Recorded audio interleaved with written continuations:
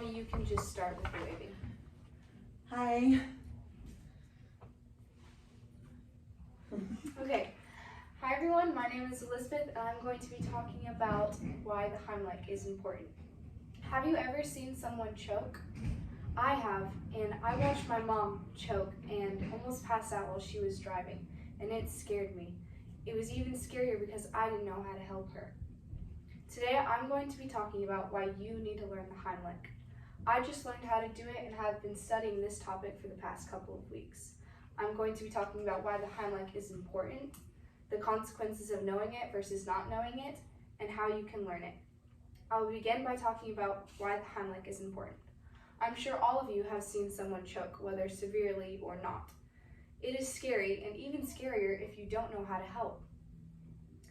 People eat all the time, so therefore there's always the chance of someone choking.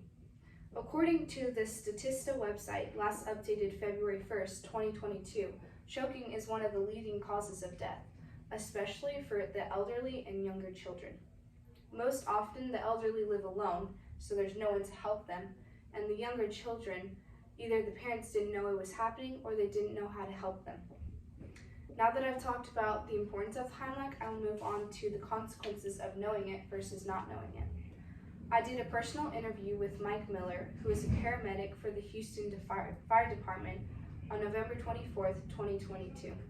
I asked him about choking, and he told me a story of how he was called to McDonald's to save a child who was choking.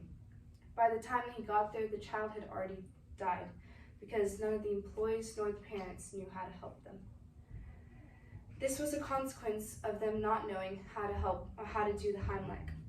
I did another interview with Janet Breeze, who is my mom, on November 24th, 2022, and she told me of how my younger sister was running through the house and eating.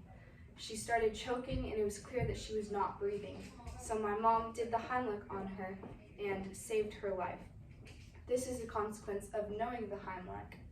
If my mom had not have known it, I'm not sure that my sister would have been alive today.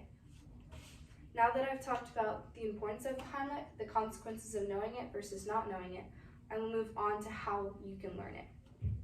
Because the Heimlich is so much needed today, it is easy to learn it. You can go online and look it up. The Mayo Clinic has a webpage entitled Choking First Aid, last updated October 11th, 2022, which describes the whole process of the Heimlich.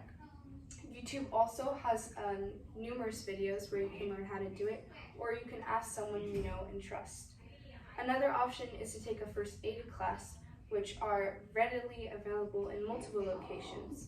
Babysitting classes also teach this, as well as lifeguard training. I went over the importance of the Heimlich, the consequences of knowing it versus not knowing it, and how you can learn it. Because deaths from choking happen every day, so I encourage all of you to learn how to do the Heimlich, and maybe one day you can save someone's life. Thank you.